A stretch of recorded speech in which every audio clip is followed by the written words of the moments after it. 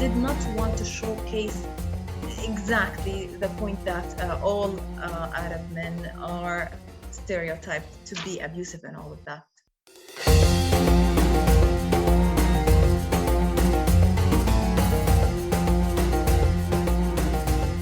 Hi friends, this is Read and Write with Natasha podcast.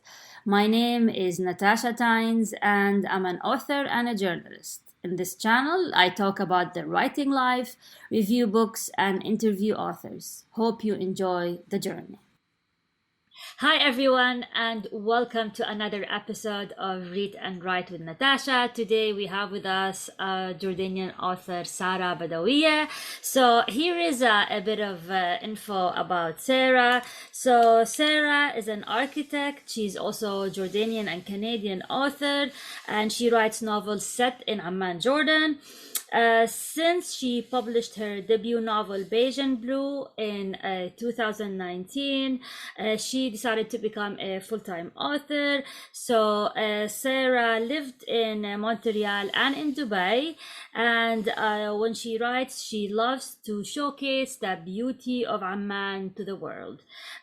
She does that in her most recent novel Dalia, and she also explores community issues and tries to resolve them. Welcome, Sara, to the show. We're so happy to have you here. I've been following your work for a while on social media, and I've been really impressed by what you've been doing, especially as a young Jordanian author. So today we are going to talk about your most recent novel, Dalia. I just finished Dalia and I really enjoyed it. So I was wondering if you can just give me a bit of a brief about the novel and what it's about. And for anyone who's interested in reading it, if you can just tell us a bit about the novel. Well, okay, Dalia is a novel that came from the heart, let's say. It talks about, and I always say that Dalia is a character that needs to be found in every home and in every woman. You need to have that strength that she has in order to combat everything that you face in your life.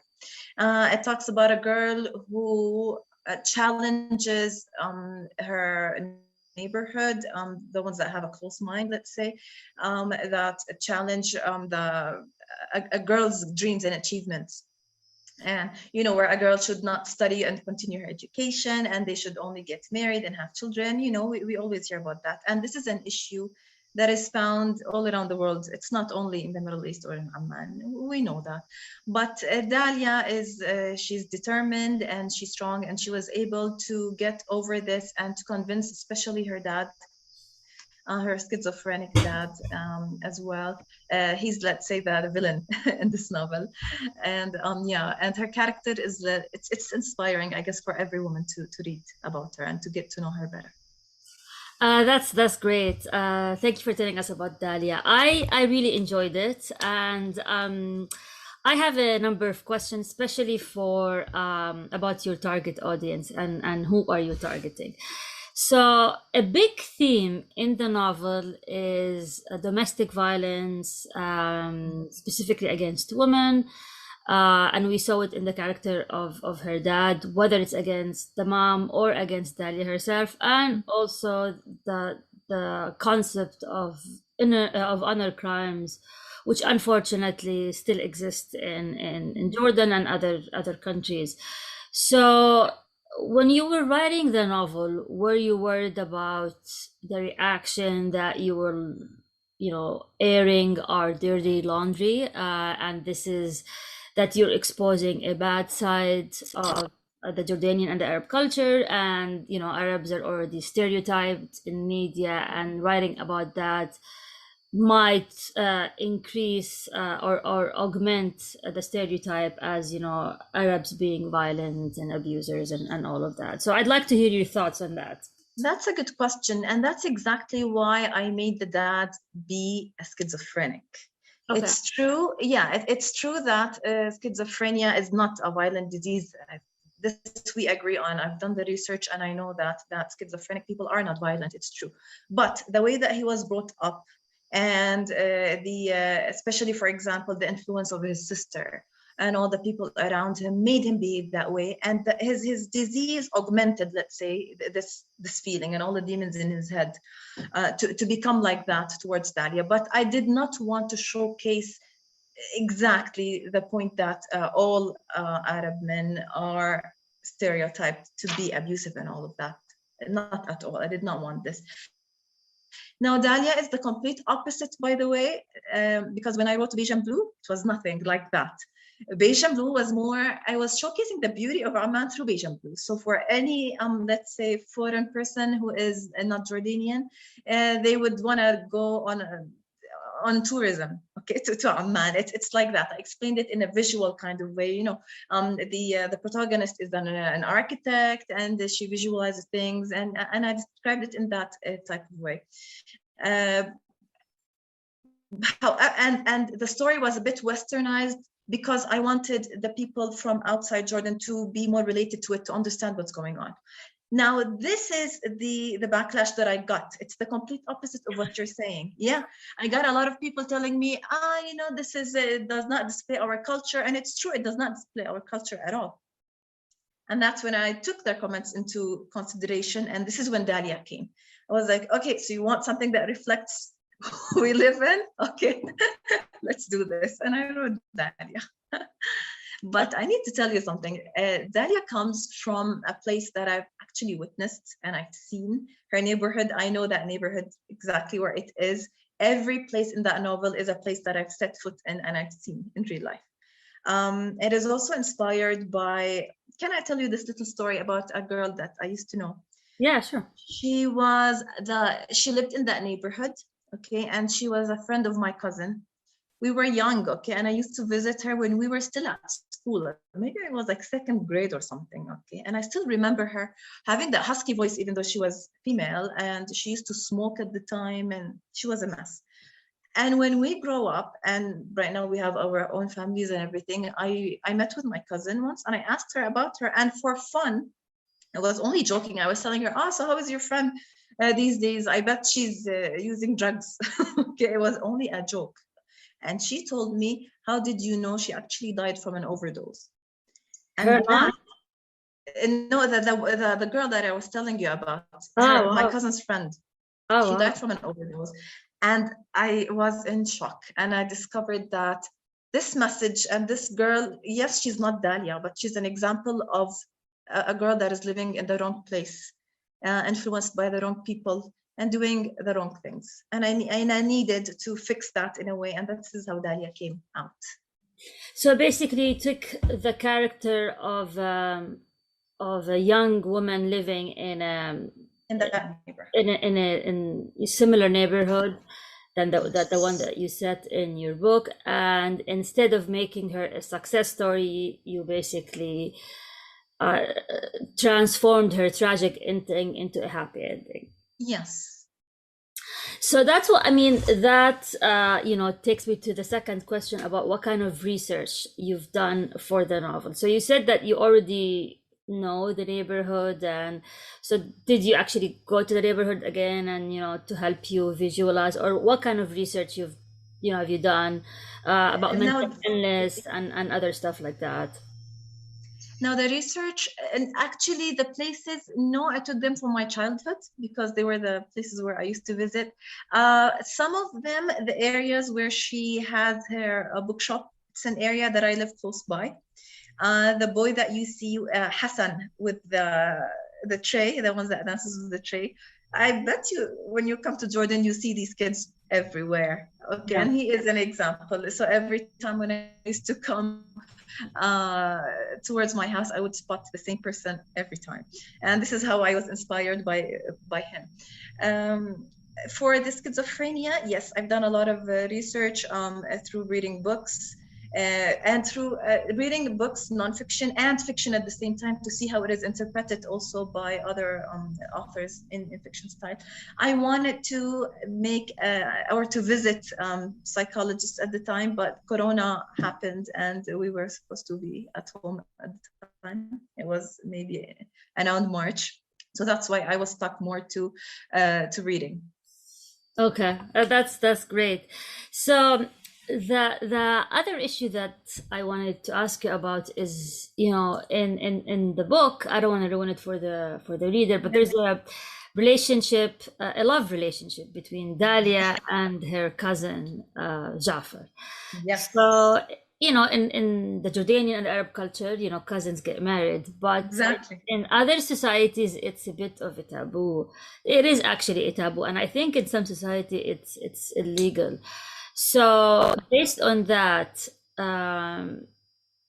are you worried about your target audience or a reader reading this and maybe being put off by the idea of cousins getting married? Have you received any feedback on that, or who is your target audience, or do you want to make a point that this actually still happens? As an author myself, I get lots of good and bad comments, and once I get like a hate message from someone criticizing where I came from, and he called me, yeah, you come from the land of cousins lovers. So that was basically an insult, and so this made me think of your novel and the idea of a love relationship between cousins. Okay. So far, Westerners, they never pointed that out, which is a relief so far. Okay. I tried my best to explain, and I've shown that I think twice in the novel, where she says that it's not allowed, and in some societies they don't allow this. But when she has that conversation with Hala, and Hala tells her, no, it's in our culture, it's okay, so it's fine to have that crush on him. Now remember something, Dalia, she lived in a neighborhood where the only male figure she would see every single day is Jafar, right? Yeah. She lives in a school that is all girls, obviously, and all she does is go to school and come back from school, and the only tough guy in the neighborhood is only him. And that's why she, especially at the beginning when she was all against him, he's ignorant, he's not like me and all of that, but then when he shows her some affection, she starts liking him, considering the fact that she's only 18. Also, through that time, it is that area when we start developing and having these hormones and crushes on anyone that we see. So that's why the only person that she would have these feelings for is the person that she sees 24 hours in her life, other than Jafar. Who can it be, Yeah. So that, it made sense in our Arabic culture. It makes sense. That's what usually happens. Or either like the neighbor, for example, and he's her neighbor at the same time. So, right? Yeah. I mean, I understand. So, in terms of the genre for your novel, if I want to put this on a bookshelf, what kind of genre is it? Romance? Women's fiction, definitely. So you do you want to box yourself as a romance author, or you wanna now this question is a tough one, because yes, the first one was romance thriller, Beige and Blue was romance thriller, this one is women's fiction, and the one I'm writing right now is a thriller. Okay. So honestly, I don't know anymore. Okay. Yeah, I mean, the reason I ask that, because romance, they're huge, at least here in the US where I live, and at the same time, they also get a bad rep. Yeah, that's true.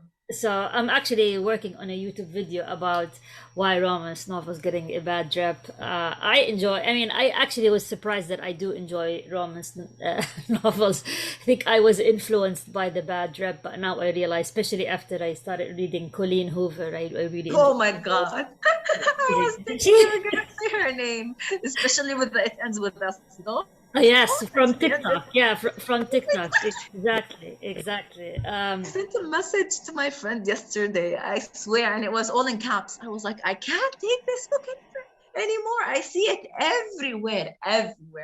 Even when you see a person talking on YouTube or anything, or any influencer or bookstagrammer, they have that book on the bookshelves. I know. I still haven't read it yet, and I'm going crazy. It's really good. It's really. Right after I finish Caraval, I'm definitely gonna read this book. Okay, definitely. Great. You're now a full-time author, and being a full-time author is a dream for me. Yes, I was gonna tell you. Same as you. I am sort of a full-time author, but I do other stuff on the sides. And I wanted to know more about what is your day like as a full-time author? What are your writing habits? Where are your routines? So, especially for someone who wants to be a full-time author.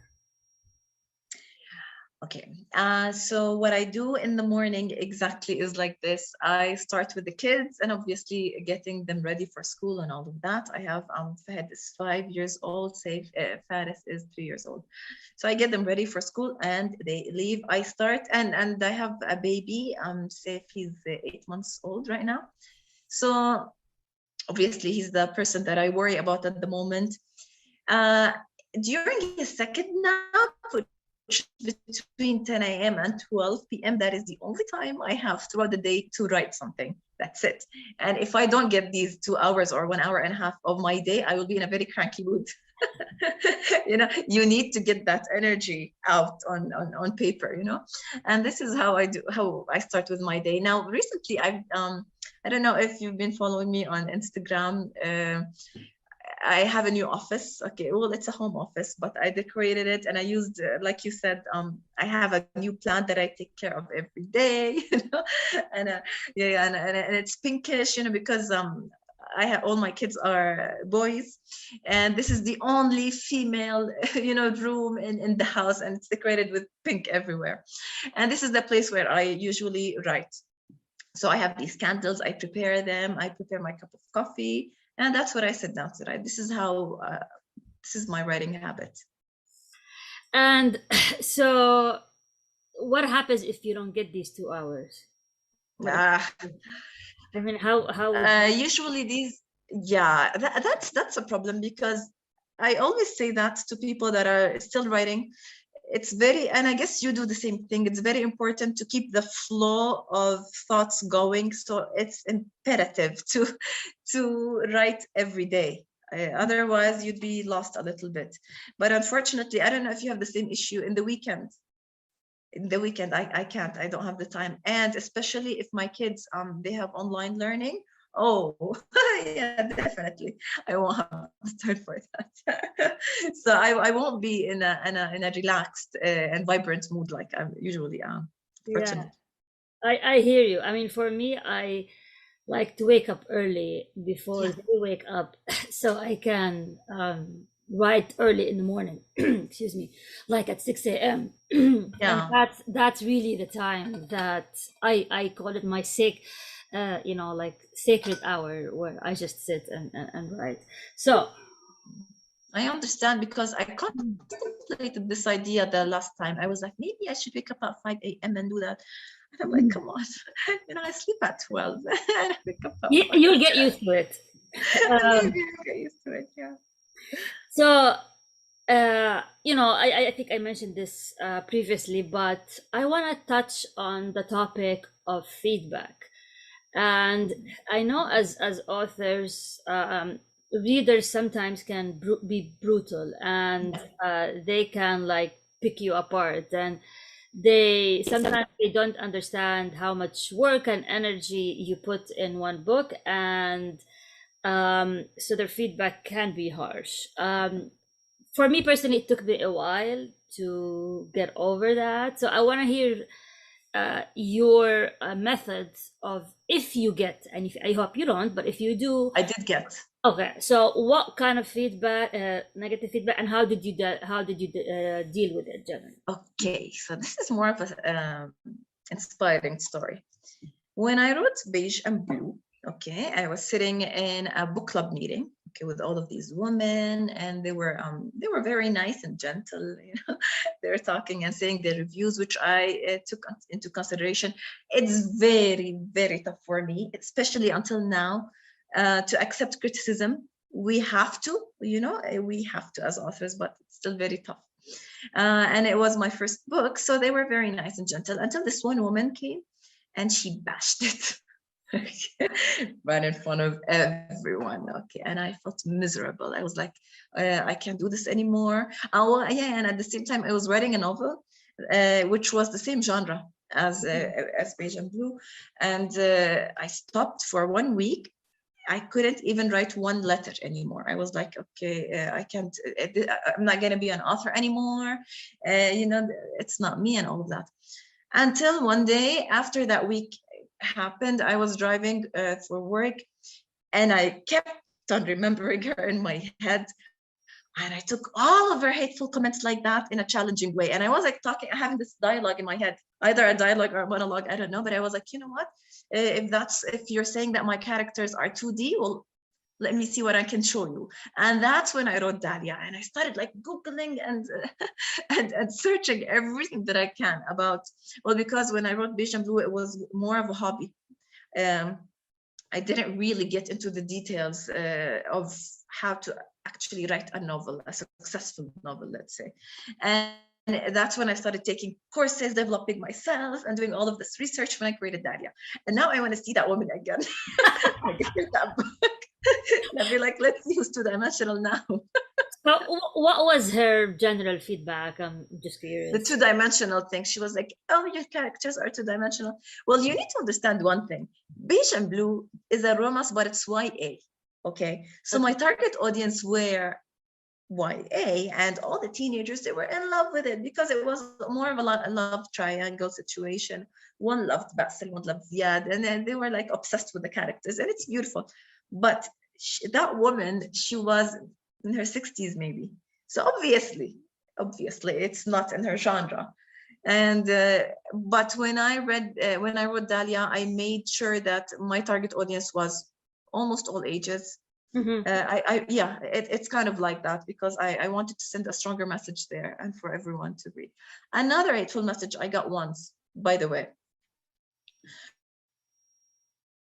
It was through social media. Okay, when I started doing all of these videos, until now I do them about writing and reading. And I got one hate message going like, you're telling us to read, we can barely afford to buy a book, and you're telling me to read. I didn't reply, okay, but I was hurt. Okay, and my reply for him would have been, maybe if you read, you can develop a way to get more money. And this is how I created Abu Anas in the novel.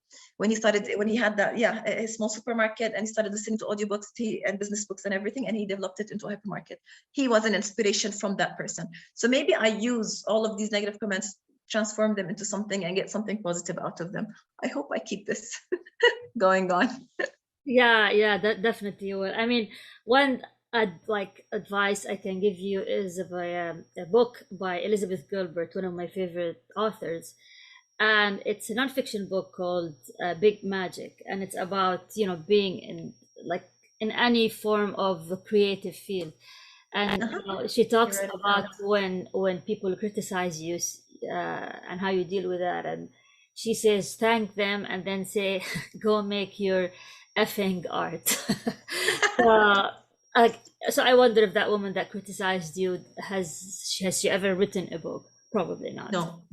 Yeah. So it's so easy to criticize someone, and those who criticize you actually usually do less than you. So that's something always to remember. So okay, I'm gonna stop with the preaching. So why did you choose to write in English? I get that question all the time. Yeah. All the time, especially since now, since I live in Amman right now, so everyone is criticizing me of how come everything I do is in English. Okay, let me explain to you this. I was 10 years old when I went to Montreal to live there. I lived for 4 years, and throughout that time, because it's Montreal, I started learning French. So I was basically adding a third language into my system. And it was then when I started reading novels, and when I read novels, it was all in the French language. When I started writing as well, I remember I was a big fan of anime, okay? A big fan of Japanese animation.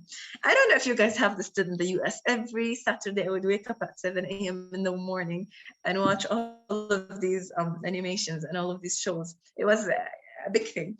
And it was when I was thinking about creating my own animation. I drew the characters. I used to draw a lot at the time, and I developed the story in my head. And I remember one day I told my mom, I I daydream about certain stories, and she told me write them down. I was like, okay, I'm too young to write things down. Are you sure? She was like, yeah. And I had this notebook. I still have it here, and it's a mix of 3 languages, by the way. It's in English and in French. And whenever there's a word that I don't know, I write it in Arabic. It's like that, yeah, a mix of everything. And throughout that time, when I came back to Jordan as well, I was writing unpublished novels at the time. Okay. And when I came here, I took the O levels and the A levels. So all my education was in the English as well, in the English language. So speaking about literature terms, my English is much better than my Arabic. And when I went back to Canada, I went back again for university. So the whole thing, unfortunately, made my Arabic language. Yes, I can talk and I can write, but my writing, it's not that good, unfortunately. And now I feel more confident and more creative when I write in the English language, and it's more international. I want, like I want to be the next Elif Shafak, or the next Khaled Hussein. Yeah. This is my dream. Yeah, well, you can do it. Just keep at it. I mean, yeah, Elif Shafak, she writes in English, correct? She's Turkish and she writes in English. Now she writes in English. At first, she used to write in French. Ah, okay. French, sorry, in Turkish. Yeah, and now she writes in English. Yeah. So, all right. So now we're gonna go a bit technical, and I wanna ask you about the technical side of writing. So you self-published the book, correct? Yes. You self-published both of them. So I wanna know first about the whole process. Why did you self-publish? Did you try to get an agent and didn't work, or was it too hard, or what's your thought about self-publishing? And I also noted like that the editing is quite good.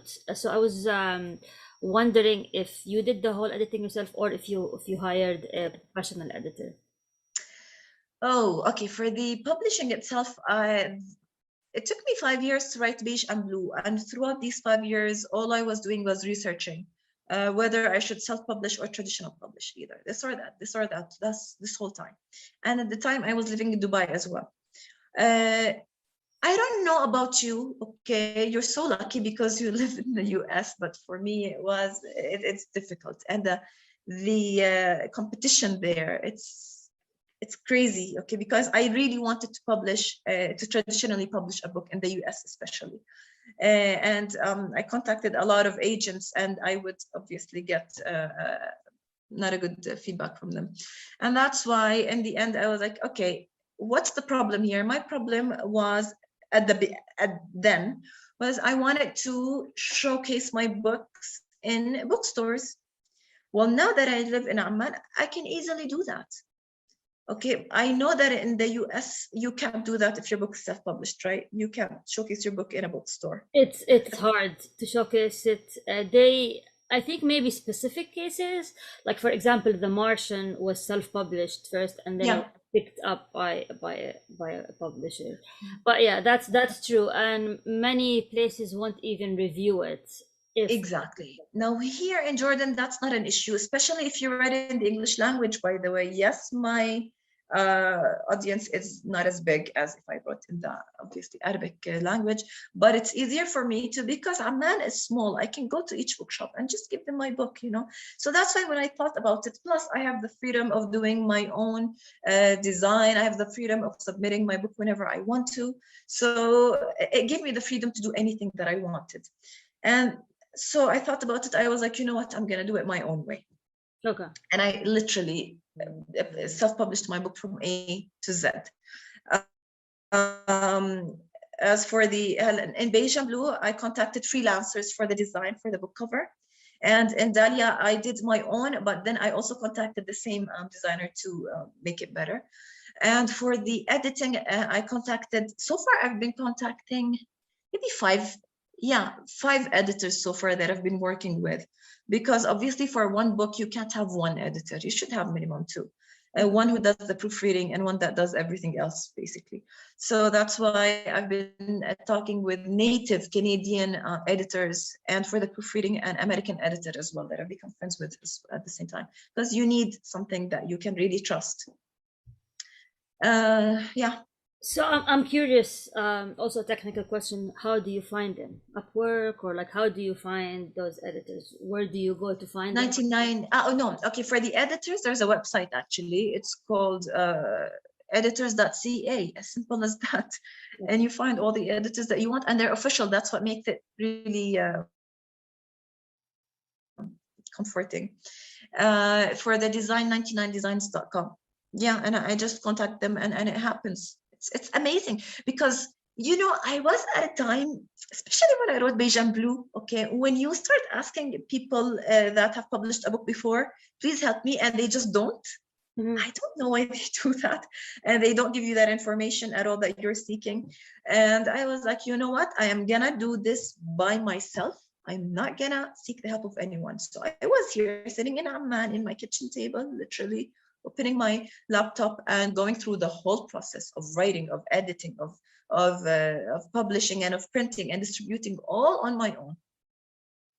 And you don't have to answer if you don't want to, but as a self-published author, you have to put money out of pocket. Yeah. Are you still in the hole, or have you made what you invested? Of course not. Yeah. Yeah. That's I think one of the issues for self-publishing is you have to have some investment ahead of time to be able, and then you recuperate what you paid for. And while you get all the money, and you don't get royalties, like, because you don't have a publisher or an agent, but at the same time you have to sell a lot of books to recoup Exactly. what you paid in advance. So all right, so I want to talk a bit about your reading habits. What do you like to Yeah. read, and what kind of books are you reading now? Oh yeah, I love that question. Okay. Right now I'm reading, obviously Caraval. Everyone knows Caraval. It's the fantasy book by Stephanie Garber, I think her name. I am in love. And last year, maybe because I've given birth at that time, maybe the only books that I've read were only 10 books, and some of them were even incomplete. And I didn't read that thing, when you read a book and you put it away and you start daydreaming about the characters, okay, throughout your whole day. Yeah, Yeah. I didn't have that sensation throughout the whole year. And now when I read Caraval, I was like, this is it. I'm living the life, finally. I found something that I love that much. So I'm finishing it right now. I'm in the third book finale. And after that, I was gonna switch. I still, yeah, I think I'm gonna read the Colleen Hoover one. Yeah, and usually I love reading thrillers, and it's been such a while that I've read fantasy. I used to read them maybe like 10 years ago. So that was the first one that I picked up recently. And this year I'm gonna challenge myself to read different genres, and that's what I've been doing also from last year, to try to find something new every time. Mm. So, any authors that inspire you, like that you steal from, or like just you want to be like them? Yeah. Okay. So I've told you obviously about Khalid Husseini. He's the best for me. But I have a thing for not Colleen Hoover, her best friend, Taryn Fisher. Yeah, exactly. That's her best used friend. to be a self-published author. Yeah, their best friend.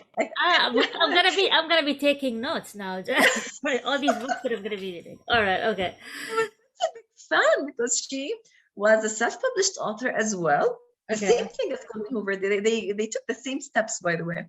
Okay. And in her maybe 10th book or something like that is when they finally took her book and turned it into traditional publishing, and she finally became, she was famous even before that. And I even found that her self-published works, by the way, they're much better than now, by the way. Wow. What does she write? Does she write thrillers or? Yeah, she writes thrillers, but she has that thing where she always talks about herself that she loves villains. She loves these these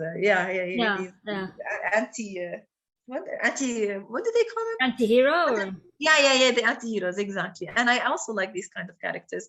So I appreciate her writing style, and I feel that my writing style almost looks like her. I don't really, it's not the stealing. It's been a while that I've read something of hers. And now I'm getting, a friend of mine told me that my writing resembles Colleen Hoover's. So I don't know when I'm going to read that book. I'm going to judge. I don't know. But maybe I should become their third best friend. Yeah, I thought a bit about Colleen Hoover because the interesting thing is that I just finished Colleen Hoover and then I picked up your novel. So I kind of felt some sort of a similarity between the style, the love part, the kind of relationship. Exactly. Yeah. So, all right. So, in terms of Arab authors or Arab American or Arab Canadians or European authors, that Arab authors that write in English, anyone that you like to read, or you want to become like them, that inspire you to be like the next, I don't know, I can think of like Diana Abu Jaber, Jordanian American author, or someone like that. Unfortunately, I have to say that I guess all of my, how am I going to say this? Maybe all the books that I've been reading recently are by American authors, and that's why I should, that's the thing, I should, I guess, invest more time in reading even Arabic literature. Like I've been having these 3 books to read, Christmas and I read Christmas. the one by Barjas. I've been dying to read them, and they're still on my shelf, and every time I try to pick it to read it, I go like, oh, but I have another to be read book by another American author, and unfortunately I picked the other one only because of the fact that I write in the English language. So I learned from the English literature better. So what are you working on? Oh, a thriller. All right. Would you be able to expose some of the yes, okay. Okay. Obviously, I always include traditions, and it's still set in Amman and all of that. Yes, it talks more of a middle-class family, but it explores the relationship of a mother-in-law with her daughter-in-law. Let's keep it like that. Yeah. Okay. Well, yeah. And it's a thriller, so someone killed someone. She must have really liked her mother-in-law. Okay, we'll see. So you're also gonna self-publish it? I don't know yet. Honestly, I don't know yet. It's a big issue, but because every time that I write a novel, well, obviously it takes me a while. So now I think I might maybe publish it next year, probably. So throughout that time, I'm gonna be having enough time to contact other people, to get to know others. Maybe I can, in a way, traditionally publish it. I hope so. So what keeps you going? I mean, as authors, we always kind of dwell in self-doubt, imposter syndrome, all of that. What keeps you going? What keeps you like, okay, I want to publish the second and the third and the fourth? What drives you?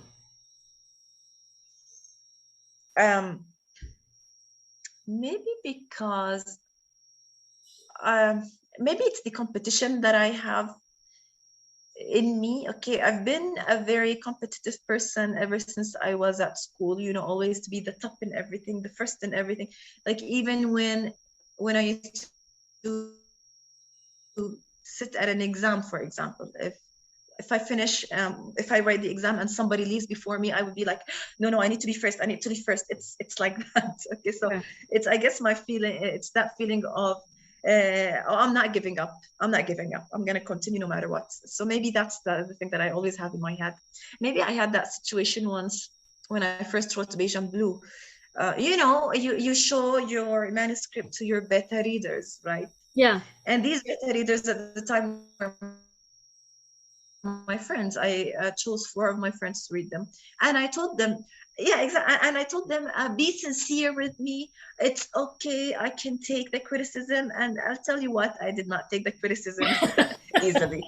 I was hurt. Okay. And they were like, they told me the truth. They were honest, and they should be honest. And I was so sad and so mad at them, all of them, because they said negative things about the manuscript. And at the time I was like, oh no, I'm not going to write anymore. And I was, it was Arabic have it, and I left everything. And it took me exactly 24 hours. I woke up the next day, and this is when everything came back, that challenging sensation again. Oh, I'm going to show you. Yeah. That's thinking.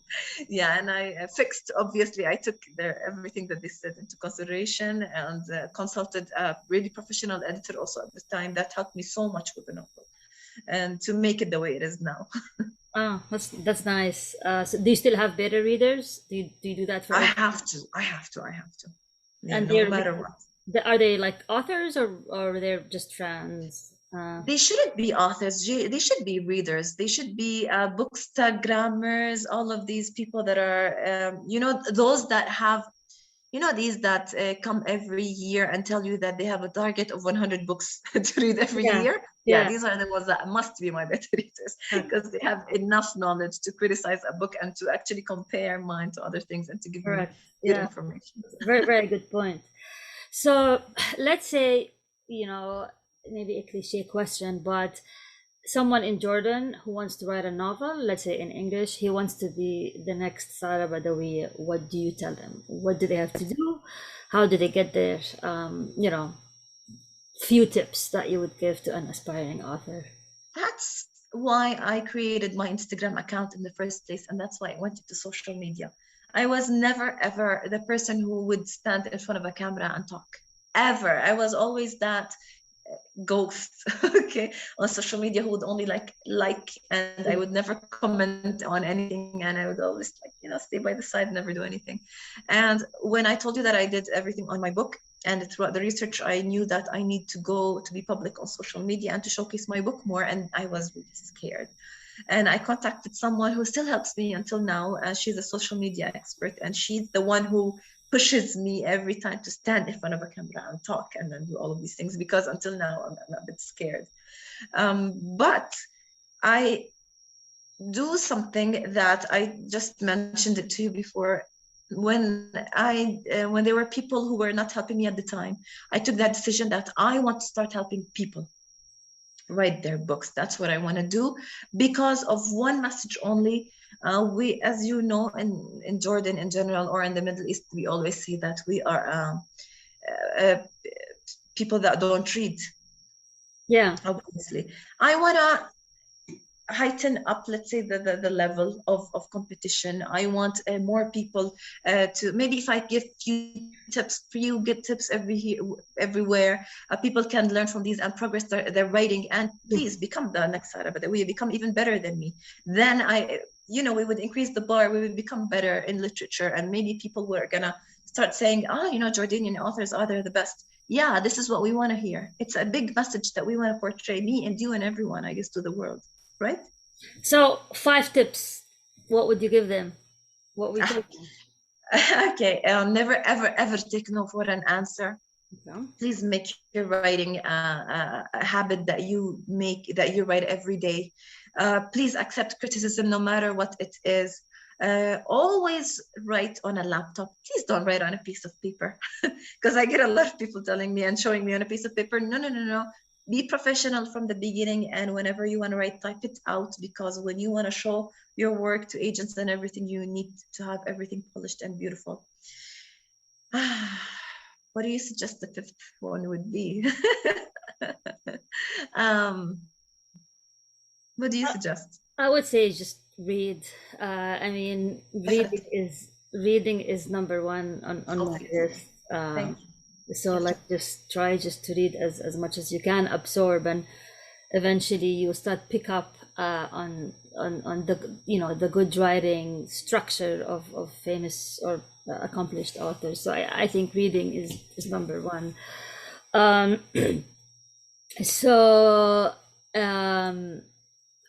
When do we expect to see your next novel? Okay, because I'm writing a thriller, so it's very difficult. Okay, it's very difficult for people to not know who the killer is.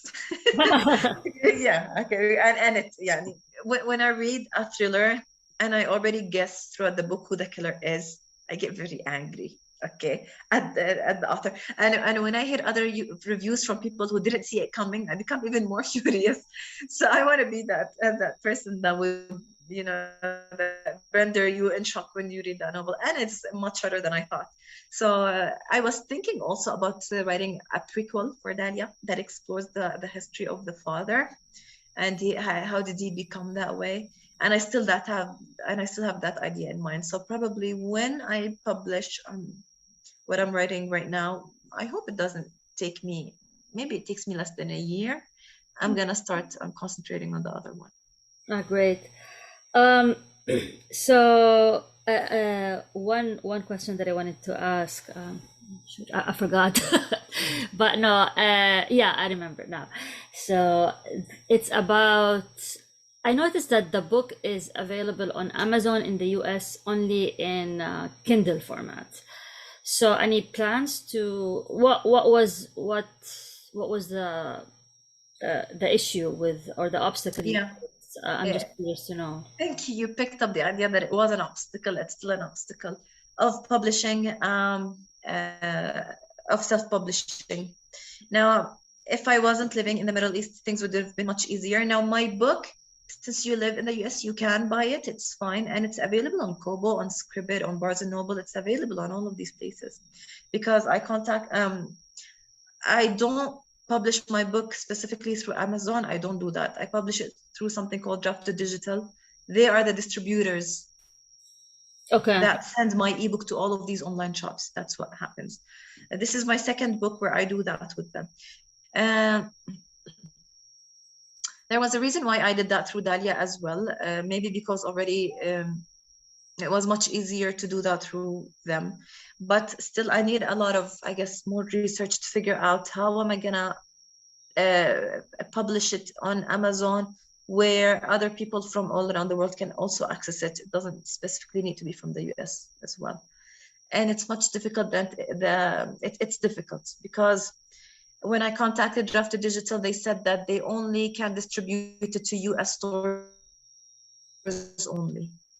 And since I have signed documents with Amazon and through them, that's it. So I'm afraid that if I can cross them and contact Amazon directly, I might start more problems. Yeah. All right. So any final thoughts, comments? Well, first of all, I'm really grateful that I had the opportunity to finally talk to you, because here in Jordan, Natasha Tynes is a big name. And really? Yeah, definitely. I remember when I did my the book signing, the book launch of my book. I think in readers, I saw your name. You were either like a week before me or maybe a week after me. But I remember when I was passing there, I noticed your name, and I saw pictures of you as well. Oh, wow. So yeah, we all know you, and my friend Raghat as well. Remember when she? Yeah. She's my friend as well. So yeah, we all know you, obviously. Oh. Yeah, so I'm really happy that I got the chance to meet you, and I was even tracking you on let's say on Goodreads when you had my book on that you wanted to read my book as yeah. I'm like, yeah. Oh yeah. And I'm planning on reading your book soon as well. Sure. Yeah, no rush. I know it's hard to find time to read with kids and everything. So thank you for joining us today, Sarah. I really enjoyed our conversation. You inspired me as well to keep going. I myself sometimes go through, self-doubt and imposter syndrome and all of that. So thank you for the inspiration. Thank you for watching another episode of Read and Write with Natasha. And if you like this episode, make sure to check out the Author Spotlight series on this channel. And don't forget to subscribe. Thank you very much.